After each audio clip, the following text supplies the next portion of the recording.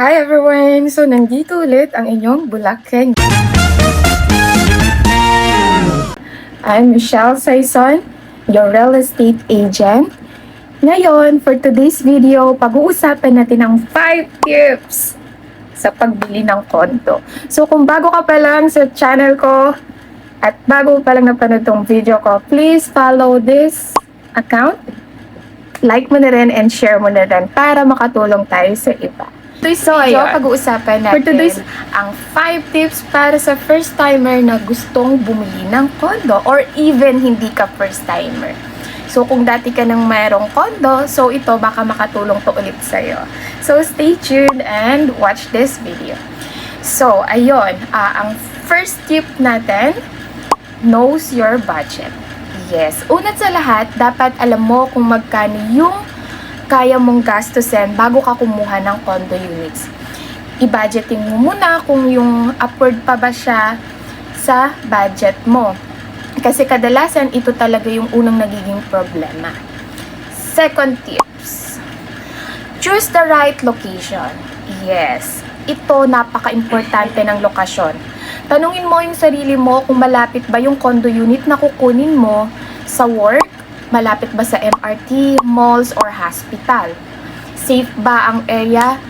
Pwede mo rin naman siyang i-search, especially sa Google, kung ano talaga yung mga nakapalibot dito.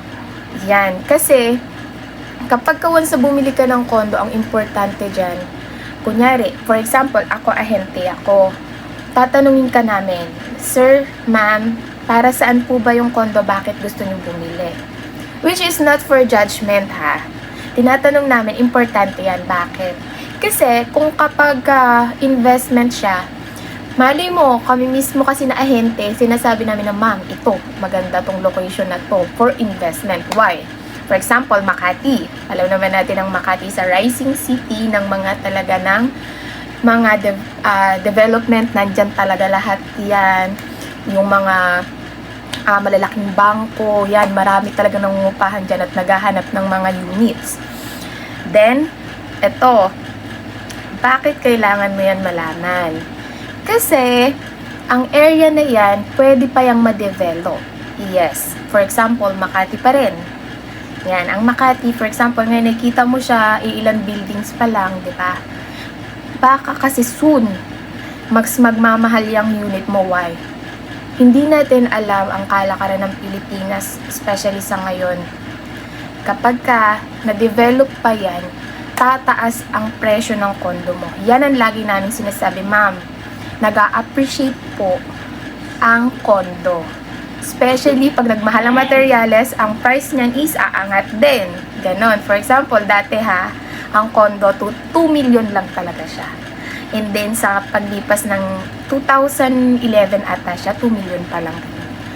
And then, 2015, ayan, umaangat-angat na siya. Hanggang ngayon, 2025, alam nyo ba kung magkano na?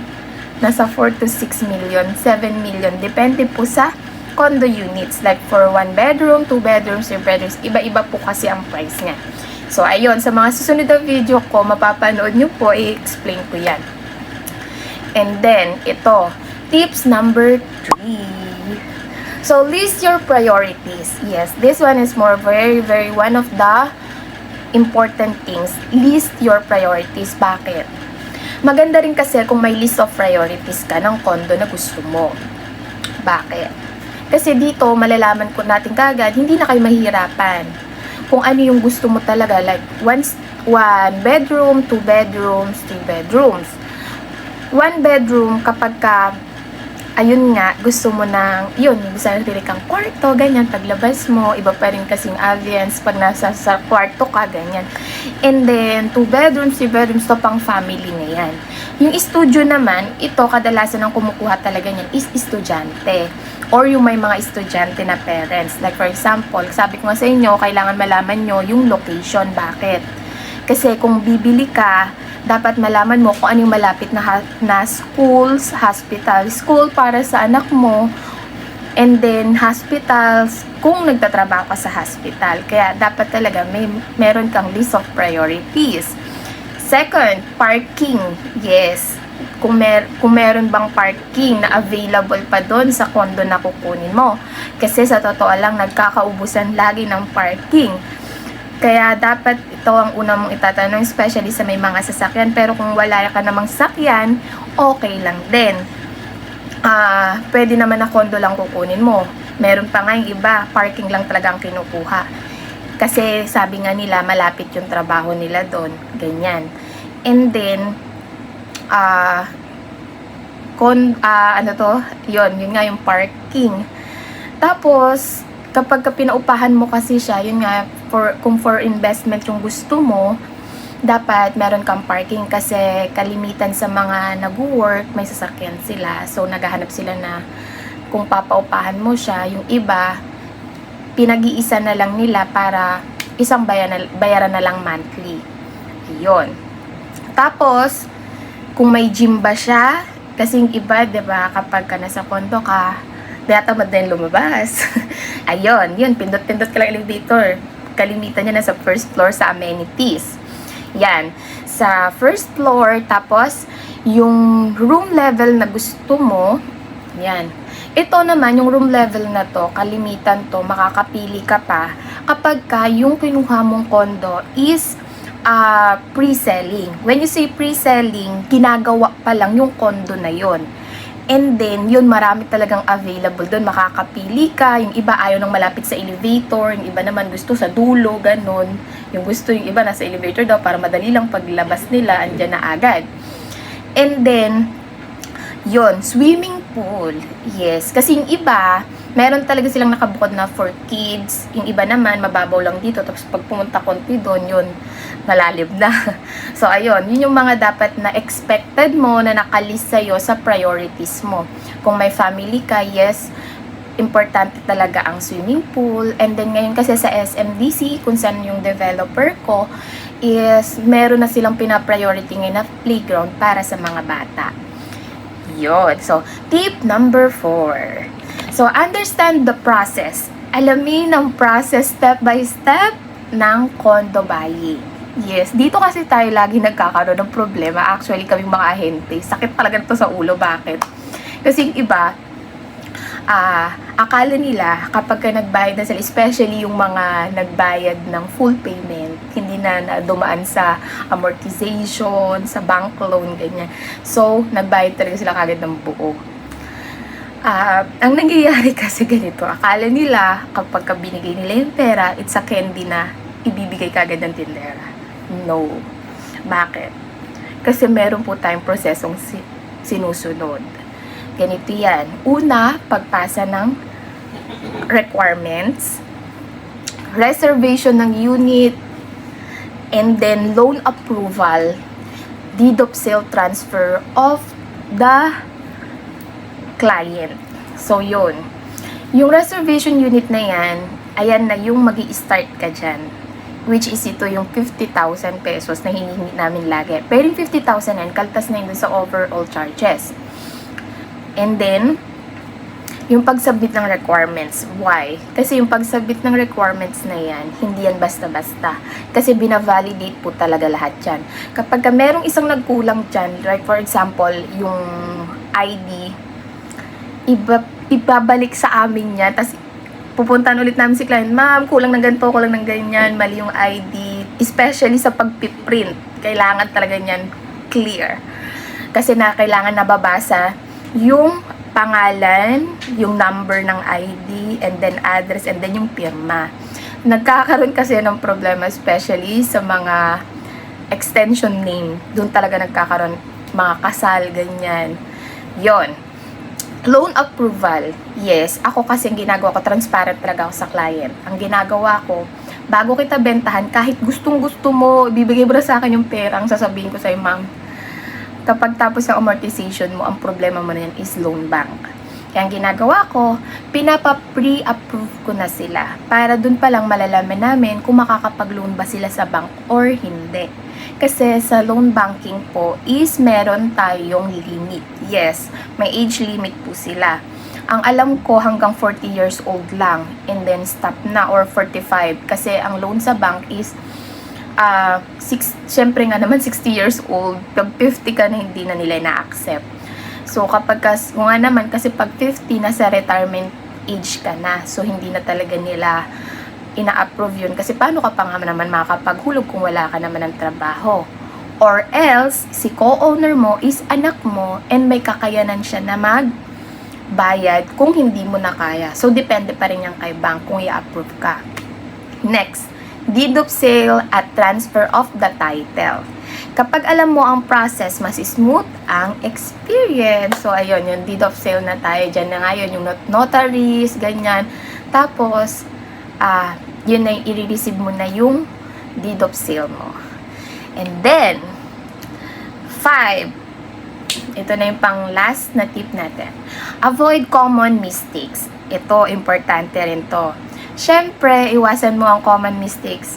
Overstretching ng budget. Yes, yun nga yung sinabi ko kanina. Kapag kumuha ka ng kondo, it's a commitment. Commitment po ito. Matagal-tagal to. Kaya dapat alam mo yung kakayanan mo ng family mo, budgeting mo. Kasi pag once na nagbigay ka na ng reservation fee, hindi mo na siya makukuha.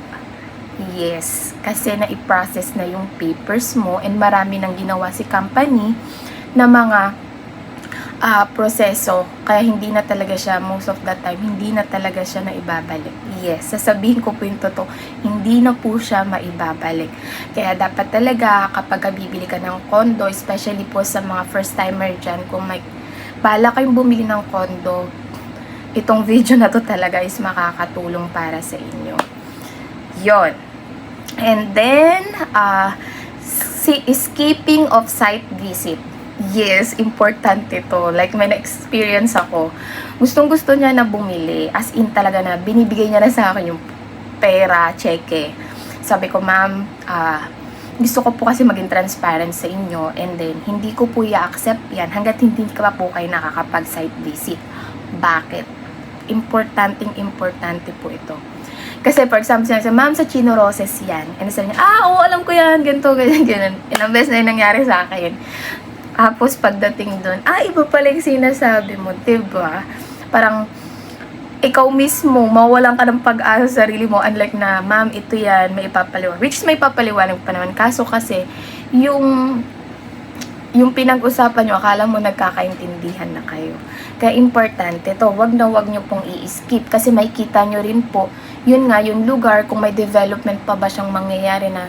Kasi ako kapag dinadala ko yan, ma'am, ito ma'am, after 3 years, 5 years, magtatayo daw po dyan si yung developer nito ng SM, ng mall. O diba, mas sarap sa pakiramdam na ikaw mismo yung binibili mo, alam mo, natataas yung value paglipas ng ilang taon. So, may ine-expect ka talaga na value na magtataas sa investment na binili mo. So, ayun. Ito, yung pag-check ng amenities, association dues, at saka nung mga rules ng building. Pero ito, for the meantime, skip muna natin tong avoid common mistakes. Kasi ito, most of the time, sa RFO kasi ito eh.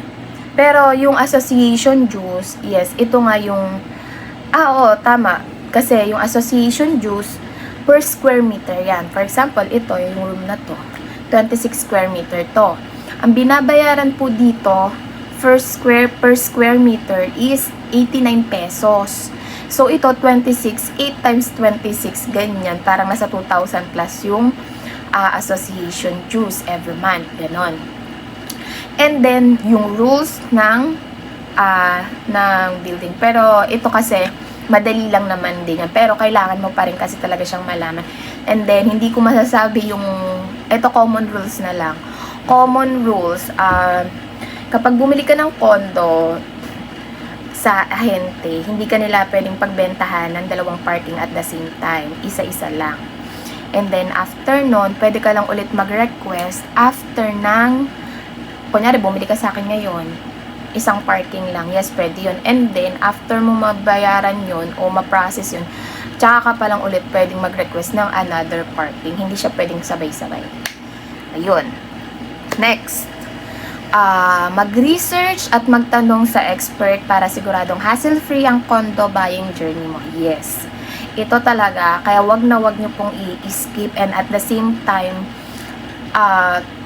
maganda talaga may contact kayo, lahat ng tanong nyo, hindi naman kayo aanhin ng ahente nyo eh. Lahat ng tanong nyo, kailangan open yung ahente nyo. Kapag ang ahente nyo hindi open sa mga ganyan, magtaka na po kayo. Hindi, joke lang. Hindi ko kayo tinataka. Ayun. Pero kasi kung legit talaga yung ahente nyo, like for example ako, kahit tulog ako, kapag tatayo ako sa gabi, ganyan, chinecheck ko talaga yung phone ko, kung may mga inquiries, ganyan, kasi kayo talaga yung priorities ko. So, ayun lang guys. Sana nakatulong ang tips na to. Kung may mga tanong kayo tungkol sa condo buying, comment lang sa ibaba o message ako. Don't forget to like, follow, and share this video para maging updated pa kayo sa iba kong video. So, ayun lang guys. Sana may natutunan kayo. Bye-bye!